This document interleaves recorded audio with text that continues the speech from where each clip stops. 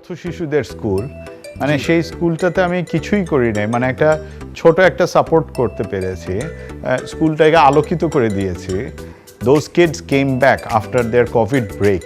They came back and they saw that their entire school is painted white and lit and etc. মানে you could see মানে ওদের চোখের কোণে light চিকচিক করতেছে। That's an amazing Prapti. So এই যে চেঞ্জেসগুলি এতটুক দিয়ে এতখানি করা, এটা তুমি এখানে অনেক করতে পারো, এটা তুমি বাইরে পারো না।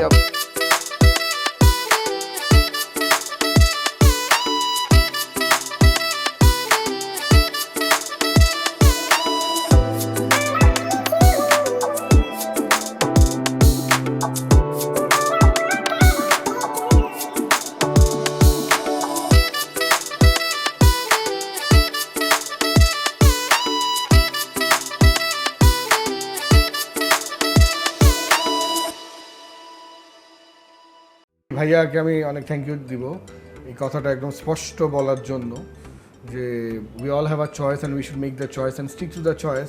বাট ওই চয়েস করে আমরা যেন আবার অন্য দেখে খারাপ না ভাবি, কোনো রিগ্রেট যাতে না হয়। ইটস মাই চয়েস, আমার হিউজ ফ্যামিলি প্রপার্টি আছে, কেন আমি সিএক্সও হয়ে বা এমডি হয়ে সারাক্ষণ একটা তোপের মুখে থাকবো, এত আনসার করবো, দরকার নাই। I want a comfortable life. আমি উইকেন্ডে চিল করতে চাই। হ্যাঁ, আমরা যেমন উইকেন্ডে কাজ করি, হ্যাঁ শুক্র শনি কন্টিনিউয়াসলি উইকেন্ডে কাজ করি, আমি উইকেন্ডে চিল করতে চাই, দেন তো আমার ইনকামটাও চিলড ইনকাম হবে। Number 2, money is important.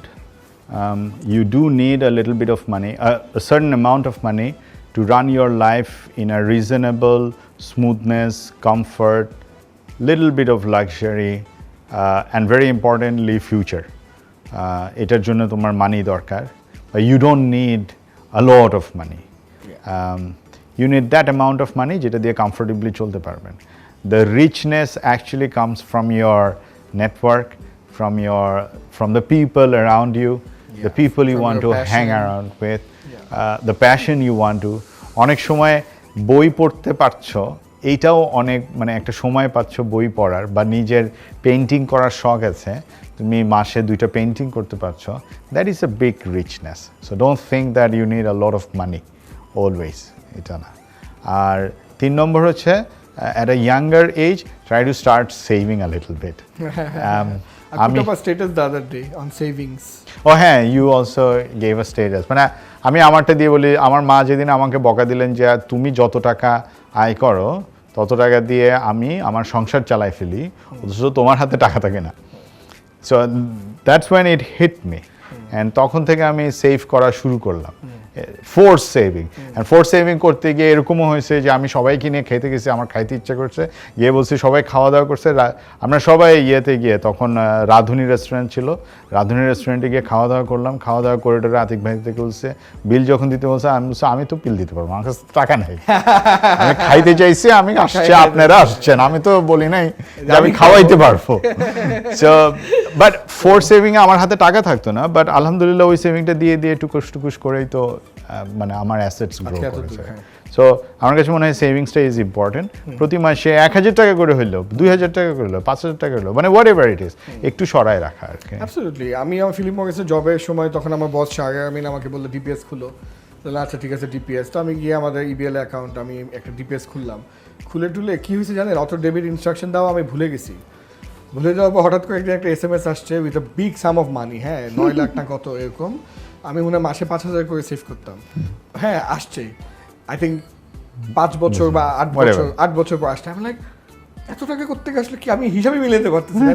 I figured out it was that DPS which got in cash, মাসে কেটে 8 বছর বা whatever পর ইন ক্যাশ হয়েছে। It was a lot of money and I use that money, sold my old car, use this money, use the money of the old car and bought a new car, brand new car with that money. So আমি তখন বুঝতে পারলাম যে আসলে ছোট ছোট সঞ্চয় করলেও এটা আসলে কম্পাউন্ড এবং শেষে যে অনেক বড় একটা অ্যামাউন্টে তো চলে আসে। It's amazing.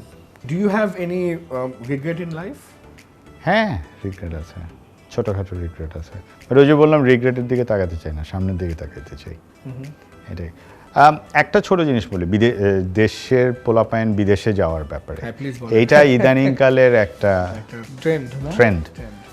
আমি মনে করি again it's up to you to decide where you fit yourself. মনে রাখবেন আপনি বিদেশে গেলে you will be a secondary citizen of that particular country.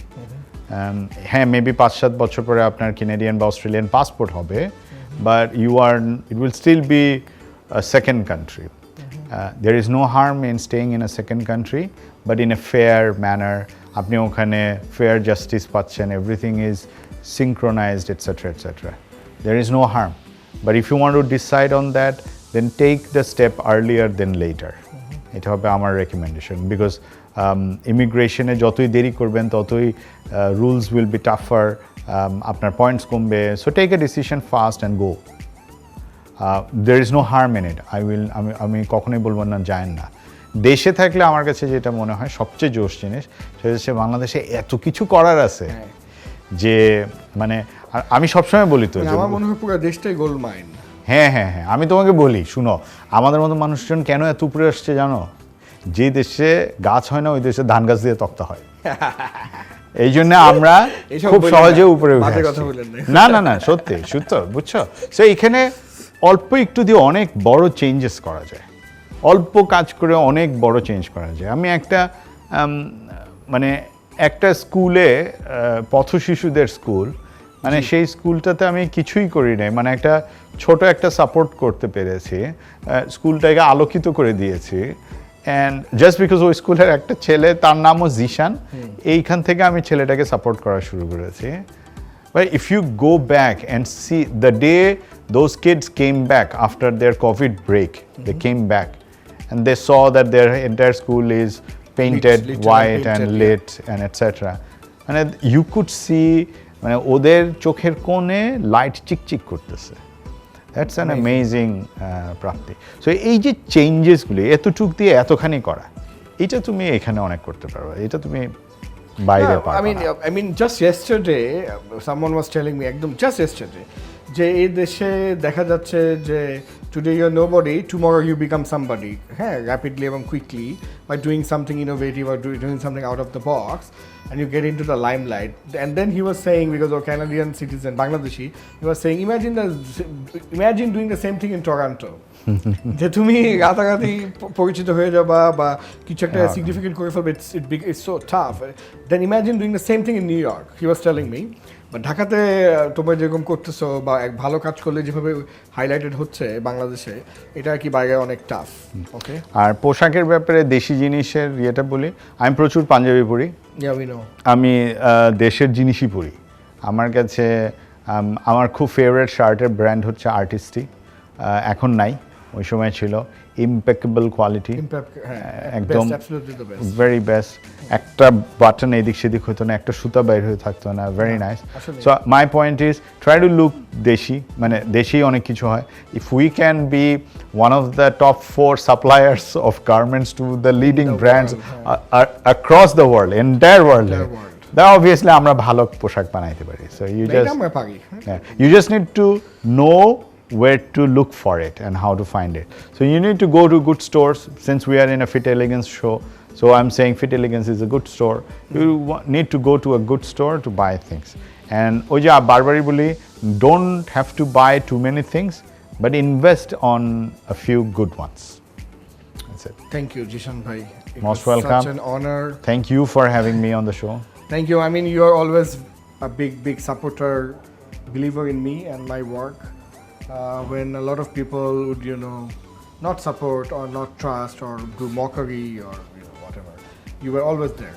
Thank you so much. বিভিন্নভাবে আপনার ক্যাপাসিটি যতটুকু ছিল আপনি ম্যাক্সিমামই করেছেন। Recently also with the hosting offer you gave me for the ইক্যাপ নির্বাচন we did and everything you have done for me, I truly remember it, হ্যাঁ, and I am very thankful and very grateful to you. এবং আজকে শোতে আসার জন্য I am very thankful and grateful to you. Thank you Zishan ভাই। Thank you so much Don. প্রিয় দর্শক, we finished another amazing episode. আমি একদম প্রথমেই বলেছিলাম আজকে এপিসোডটা খুবই ডিফারেন্ট হবে, বিকজ এমন একজন মানুষ এসেছে যে কিনা কি অন্যদের জন্য মেন্টর তো বটেই, আমার পার্সোনাল মেন্টর, পার্সোনাল বড় ভাই, ভালোবাসার মানুষ, very big supporter of our work and of all the new things that we are trying to do. ভাইয়া যা বলেছি একটু মনে রাখতে হবে, প্যাশনেট হতে হবে, ফোকাসড হতে হবে, ড্রিভেন হতে হবে, ডিস্ট্র্যাকশন কমাতে হবে, নিজে গ্রুমিং, এটিকেট নজর দিতে হবে, নয়েজ করা যাবে না, এবং একটু চিন্তা ভাবনা করেই কাজগুলো করতে হবে। বিদেশ যাই, দেশে থাকি, whatever it is, you have to thought and you have to make a choice and you have to go all out defending that choice. Regret করা যাবে না। I hope you all will remember and follow these advices and help yourself to change your life. Thank you. Take care. প্রিয় দর্শক, hope you've enjoyed the show.